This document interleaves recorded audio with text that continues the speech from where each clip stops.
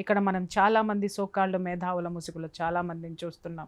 ఈ దేశంలో ఉంటారు, రిజర్వేషన్ పేర్లతోటి ఉద్యోగాలు తీసుకుంటారు, అలాగే మేధో సంపత్తితోటి ఇక్కడ పెద్ద పెద్ద పదవుల్లో కూడా ఉంటారు.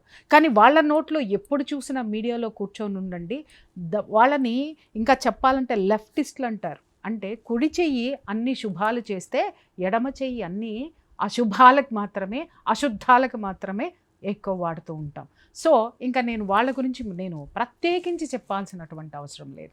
ఇక్కడ దేశభక్తిని కాదు, దేశంలో ఎంతోమంది దేశం పట్ల ప్రేమ లేకుండా తయారు చేసినటువంటి దేశద్రోహులుగా చేశారు, ఉన్మాదులుగా చేశారు, ఉగ్రవాదులుగా చేశారు, అలాగే తిరుగుబాటుదారులుగా చేశారు.